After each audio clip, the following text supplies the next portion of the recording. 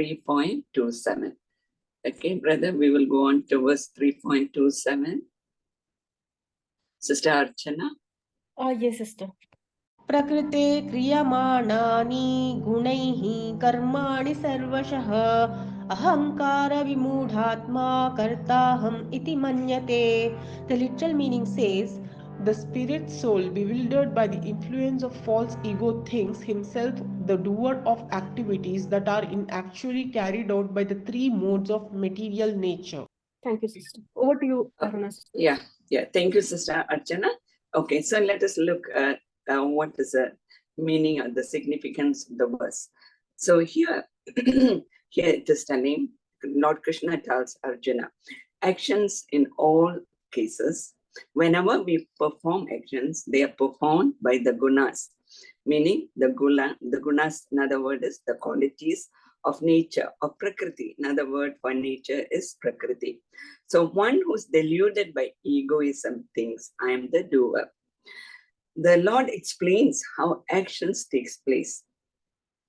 Now, what causes action to take place? Actions are actually taking place due to the power of the qualities of nature.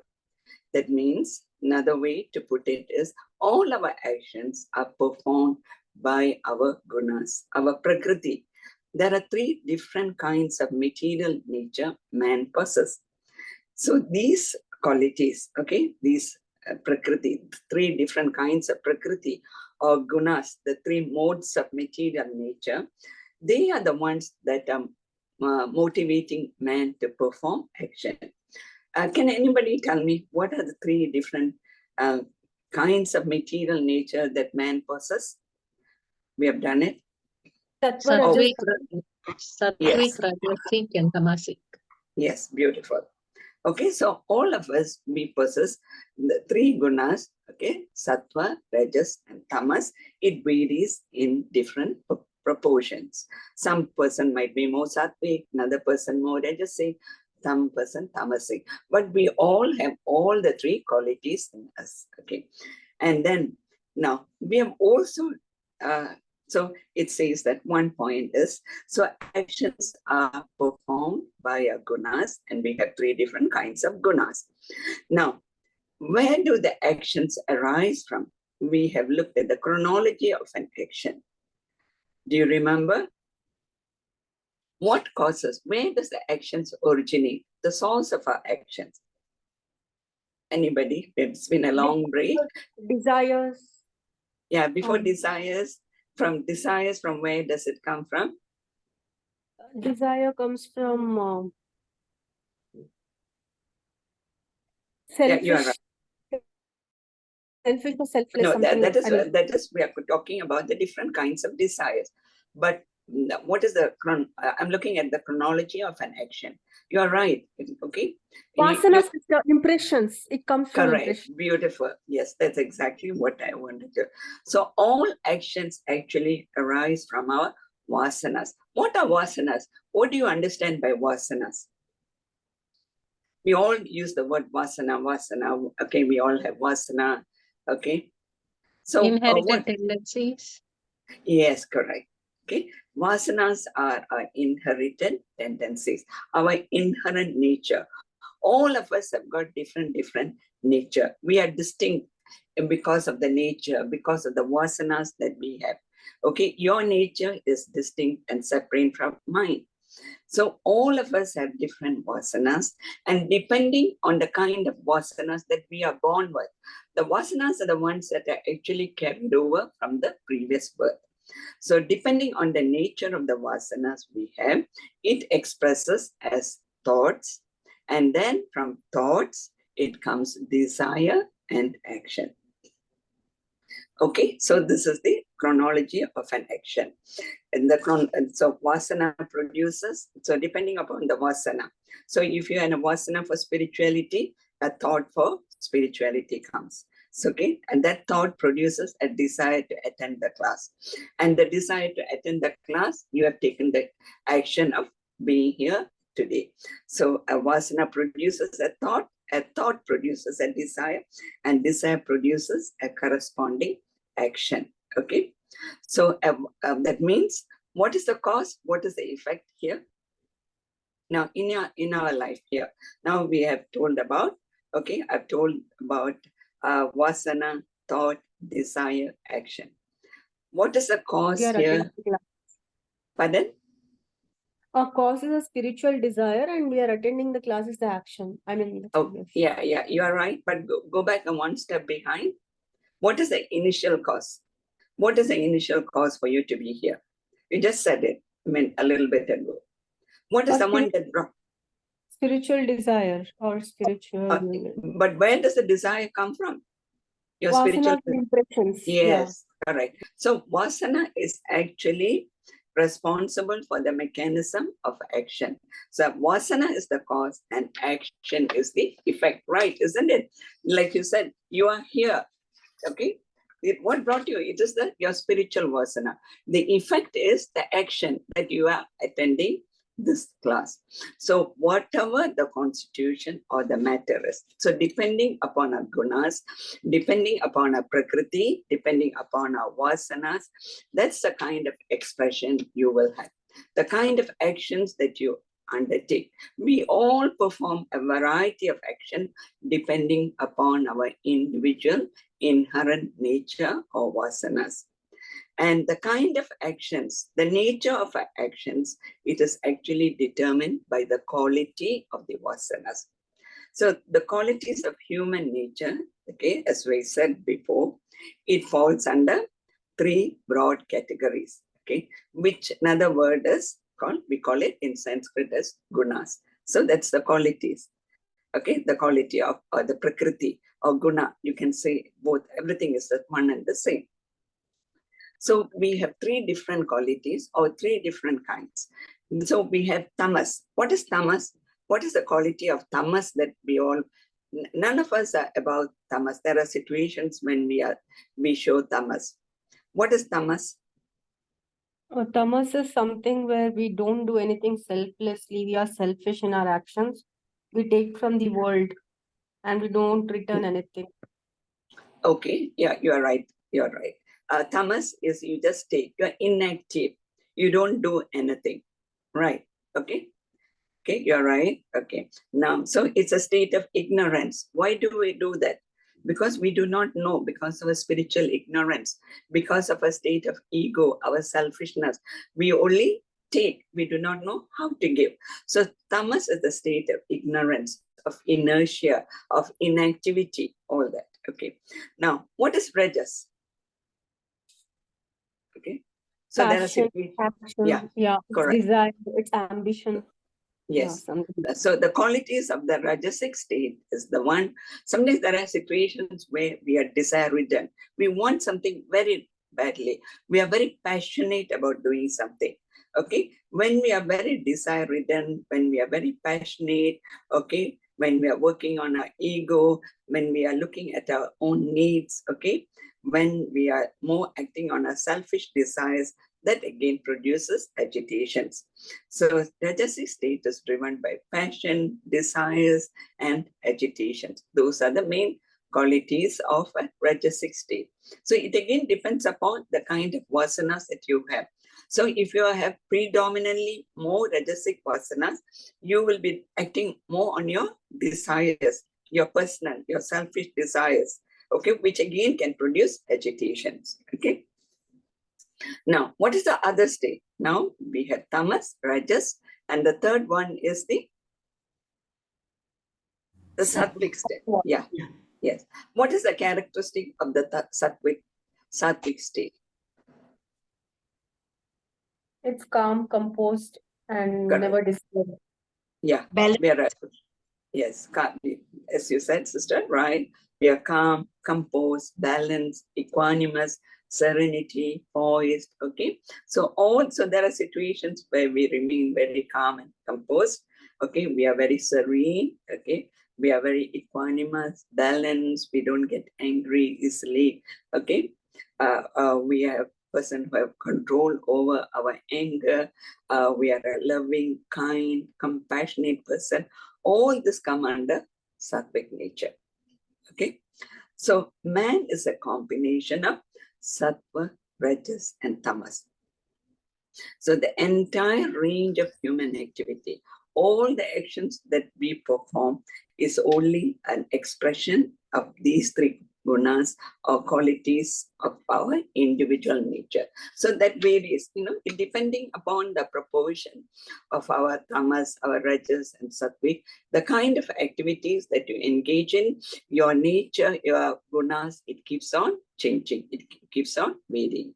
Okay, sorry.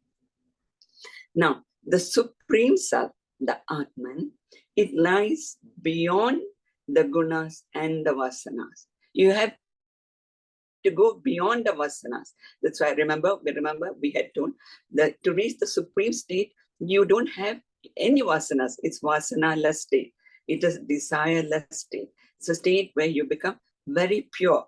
When you become very pure, you have got rid of all your impurities. What are the impurities in man? What are the impurities in all of us? Anger, hatred, jealousy, greed.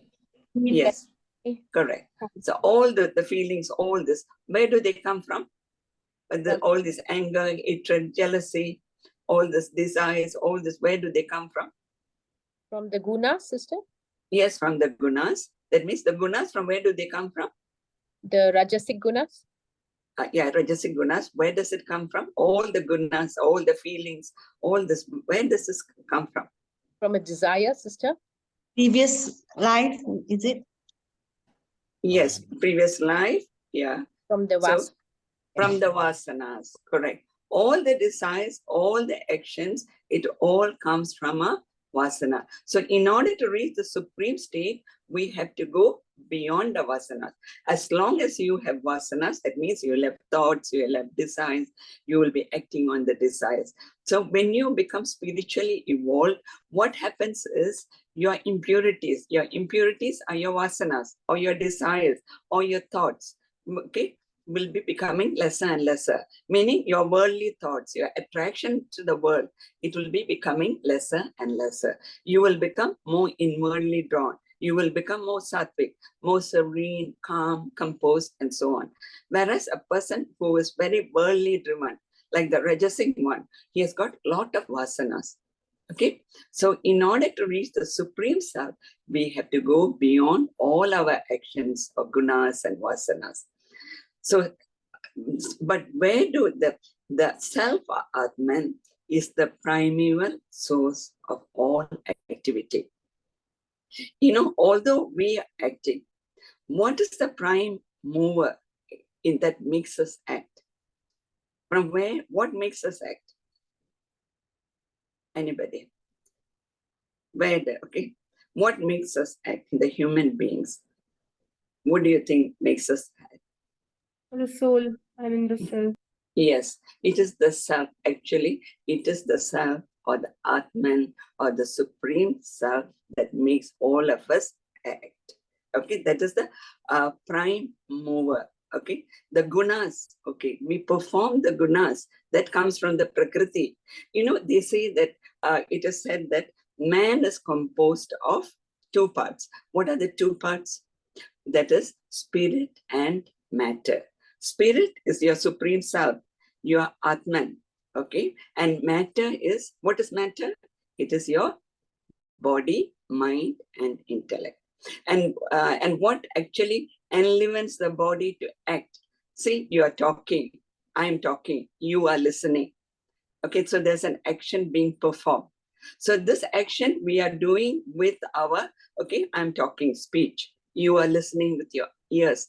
But what is eliminating this action, this perception? You are perceiving what I'm telling. Okay, I'm acting, I'm talking. So what perceives and what makes us act is the enlivening factor behind it is the Atman. Okay, you feel various emotions. Okay, the mind feels various emotions. The body, it perceives, that means through the senses, it hears, okay, it smells, it tastes, okay, it sees, all that. And then it acts through the organs of action. The organs of action are what are the organs of action?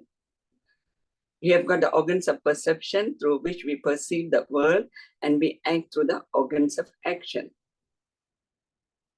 What are the organs of? Five senses: hearing, Yeah, the smell, five senses are the organs of perception. The eyes, the ears, the nose, the smell, the tongue. They are the organs of perception. Okay, and through that we perceive the world. Okay, and then we act. Whatever information, whatever stimuli that comes from outside that reacts within ourselves, with the mind, and we act through the body. So what are the organs of action? How do you act? The legs, What? the Yes, your legs. What are head, the others? Your hands. organs of reproduction, Yes, and yes. Organs of reproduction, okay, organs of elimination, and then organs of speech. So all this are the organs of action. So in order to perceive and in order to act through these organs, there's something beyond it. And what is that? What enlivens our organs of perception and our organs of action is the Atman. Without the Atman, we will not be able to act and perceive. And then going on to our mind, okay? The mind is the one that causes various emotions, okay? What are the emotions that we feel? What are the emotions that we feel? sadness, sad, happy. Yeah, we feel joy, we feel sorrow, we feel anger, yeah. frustration. Frustration, satisfaction, all these various feelings come to our mind. All these emotions in the mind are actually enlivened by the Atman. Okay, our intellect, okay, we conceive various thoughts. So all these thoughts are also enlivened by the Atman. So Atman is the prime source that makes us actually act. Okay, so, but unfortunately, the man is bewildered by under the influence of the ego. Okay, he forgets about the Supreme Lord. Man forgets his eternal relationship with the Atman. He does not know that what is responsible for him to act is actually the Atman. He becomes too involved in his gunas and activities and deluded by his ego. That's what it tells here, okay? Under the influence of false ego, he thinks that he is the doer of the activities that are actually carried by the three modes of material nature. So man actually under the influence of the ego, okay, or the vasanas, he thinks that he is the doer of all that is happening. Okay, he's the actor, he's the doer, he's the enjoyer of all the activities. So the various activities that man performs will not be possible without the Atman functioning in us. So I'm speaking to you and you are listening to me. It would not be possible without the Atman functioning in us. So everything, so the mind functioning with various emotions, okay, and the intellect conceiving various thoughts and ideas, all this is not possible without the Atman. Okay, so there are actions going on at the physical, mental, and intellectual level, and all this is possible because of the Atman. But unfortunately, man is under the misconception that you identify with your body, mind, and intellect, and we think that we are the doer of all the actions. But the prime motivating factor is actually the Atman. So that is what is being told in this particular verse. So here, so Atman is not the one that makes you act. What makes you act? Atman is just like a witness. Okay? Atman remains as the uncontaminated witness. All the actions that you perform with your body, mind, and intellect is due to your gunas because of your prakriti. It's not of the Atman. But you still cannot perform without the Atman. Okay? And because of this, because man identifies with the body, mind, and intellect, man has to take several births. And he experiences pain and sorrow. Okay, he identifies with nature and says, I am doing this, I am the doer. So that is a delusion in us. Okay, we are suffering because of this delusion, because of this ego in us. But those who know the truth, he holds himself aloof, and you know that. Okay, it's not it it is the Atman in us that is responsible. That is why we surrender to God. Say, you are the one responsible for it. I surrender, I'm just carrying out the actions. I'm not concerned about the results. Okay, I do not have any attachment. Everything I surrender to you, Lord. Okay, everything I take as prasad from you. So all your actions you devote it to Lord. So, but unfortunately, man does not do it. Okay, because of our attachments, we think that we are the doer of the action. And this is a misconception that we have to get out of it. It is because of this misconception, because of this ego, we are attached to the fruits of the action.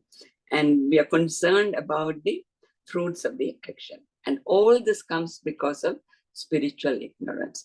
Only when we overcome our spiritual ignorance, then we understand that, what actually causes us to act is the Atman, the supreme self in us.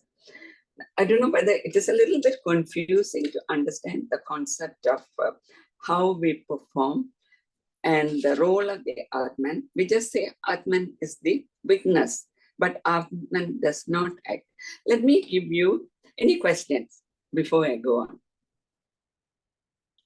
Sister, any questions? Let me. Okay, maybe to understand a little bit more, okay, to understand how God operates in us, there's a striking similarity between God and how petrol functions in a car.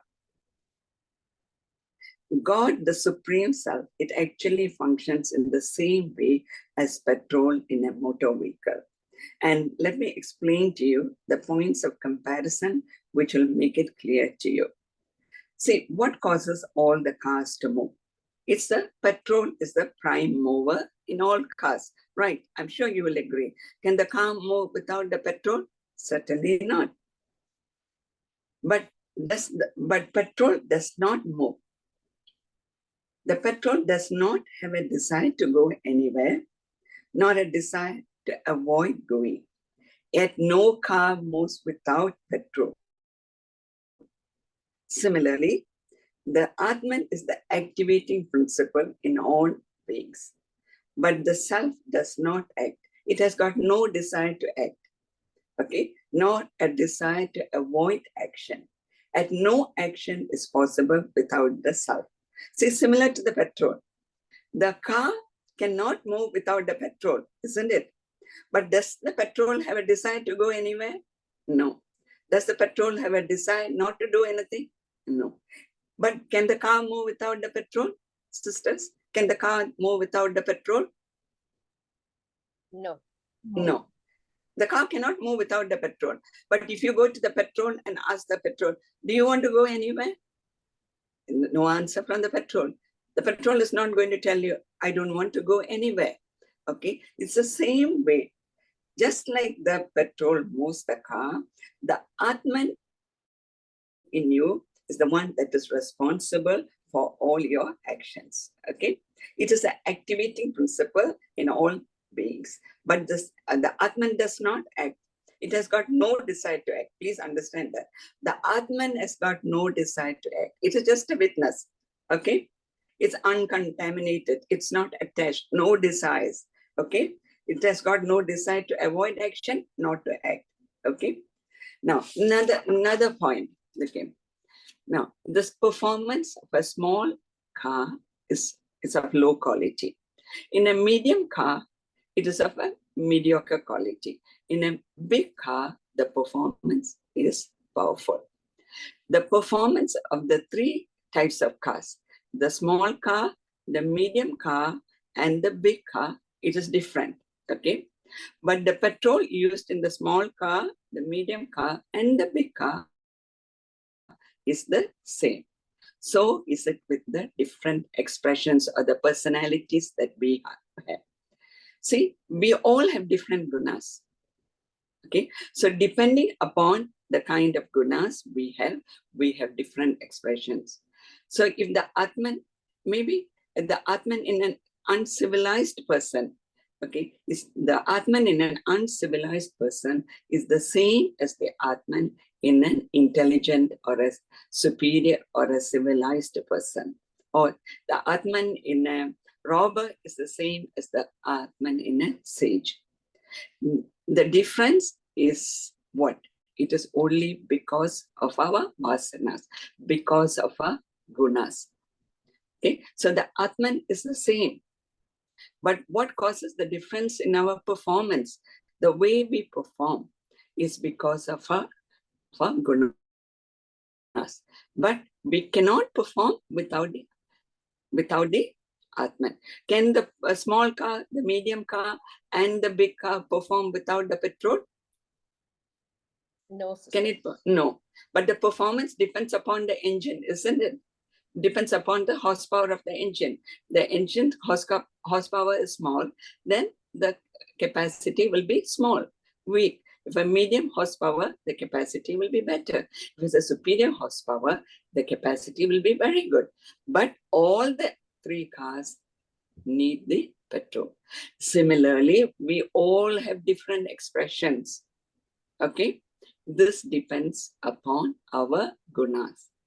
Okay, but what causes the prime motivator or the what causes our gunas to function? The enlivening factor, okay, is the Atman. And then another example. See, one car can go and crash. Another car can take you to the hospital and give you a very good treatment and save you.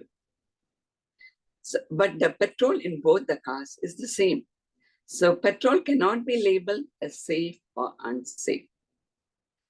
Okay, but if the first car had run out of petrol, it would not have met with the accident. But can you say the petrol was the cause of the accident? There are two cars, just maybe it's not clear. There are two cars. One car faces an accident. Another car saves you by taking you to a hospital in time. Okay. And what causes both the cars to move is the petrol. So if there wasn't sufficient petrol in the first car, it would not have met with the accident. But still, can you say it was the petrol that caused the accident? No. The accident could have been caused by the driver, the state of the driver, the condition of the engine, and so on. But for us to move, for our engine to operate, for mind, body, and intellect to operate, we need the Atman. Just like the car needs the petrol to move. Okay, we need the Atman. So that is what it says. Okay, so depending upon whatever actions we perform, whether we are acting under tamasic or rajasic or sattvic gunas, okay, if the actions are actually enlivened by the Atman, the superior self. But unfortunately, we do not understand it. We say that I did it. You do very well and you are credited with success. And you say, I am responsible. It was my hard work. But we do not think that what caused me to work hard? What caused me to see? You see a beautiful sight. Your eye sees the beautiful sight.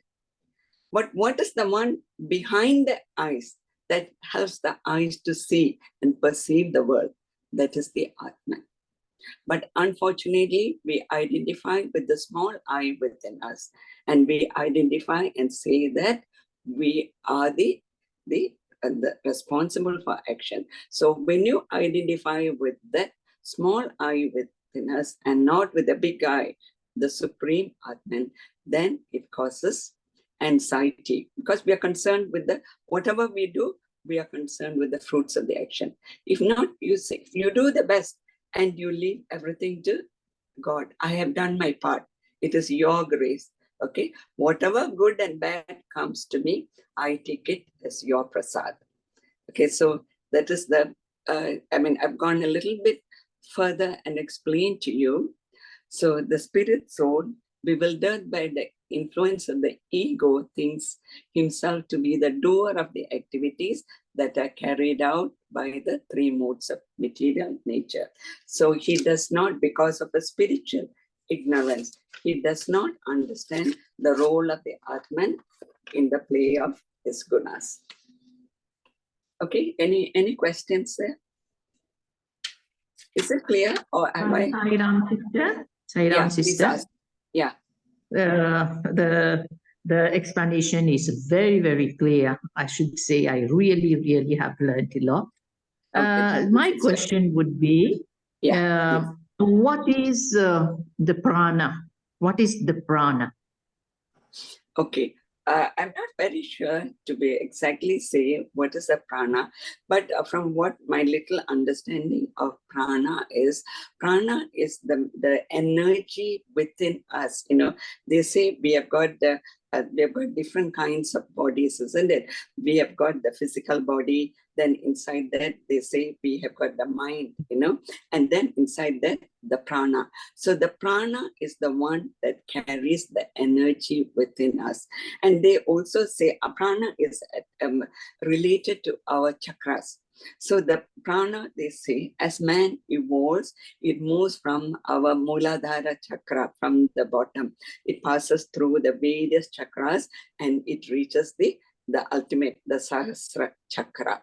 So from my little understanding is prana, it's called as the pranic energy that we need in order to function in this world. Without the prana, we cannot function.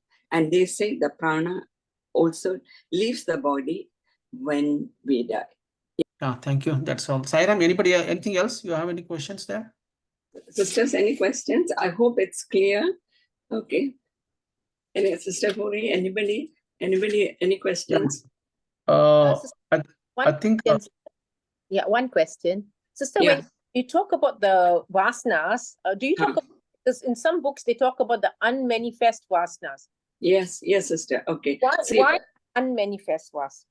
Okay, it is like this, sister. We have got three different kinds of vasana: the Sanchita vasanas, Prarabdha vasanas, and Agami vasanas. So in this life now Yuri, you are born in this life, isn't it?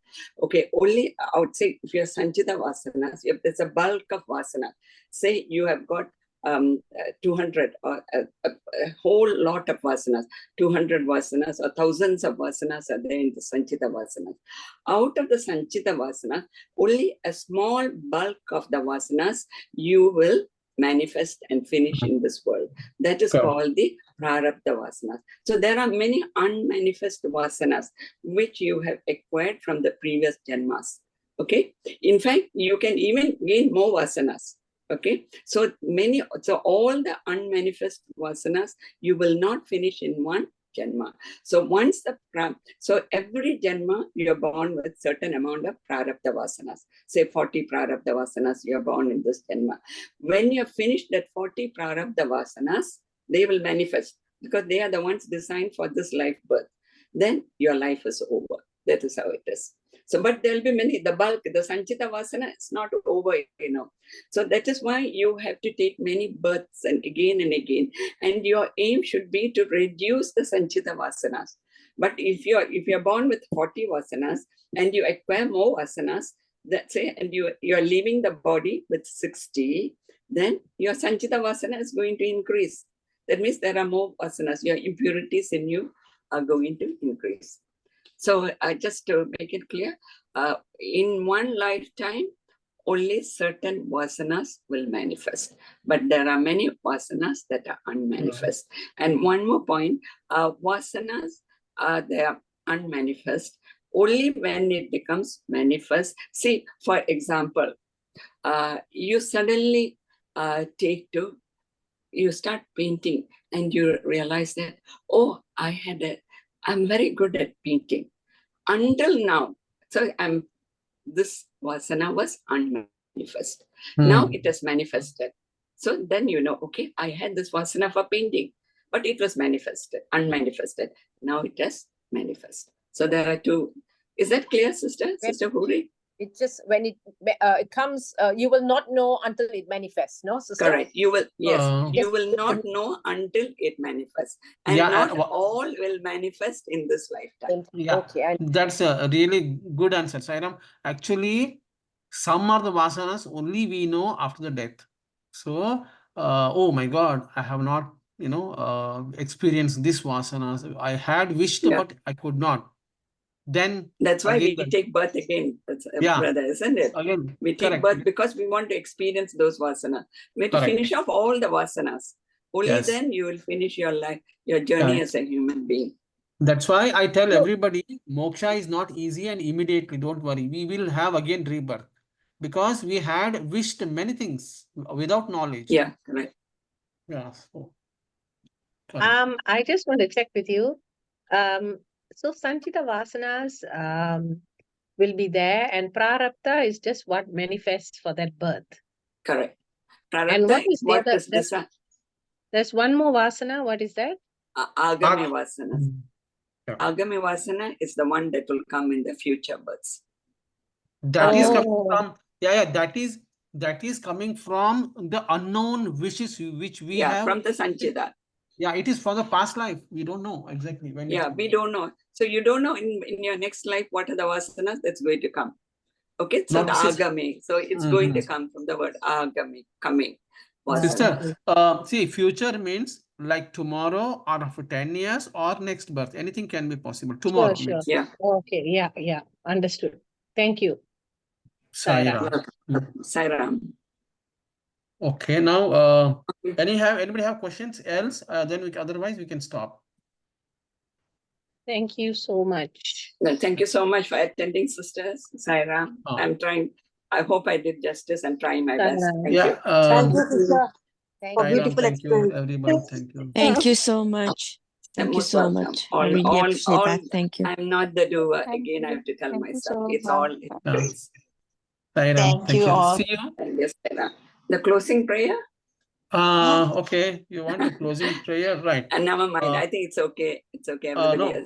Om Purnamadah Purnamidah Purnat Purnamudachyate Purnasya Purnamadaya Purnamevavashishyate Om Shanti Shanti Shanti. Shanti. Sairam. Okay. Sairam. Thank you, everybody. Sairam. Thank you. Beautiful. Awesome. Thank you. Thank you. Good night. Thank you so much.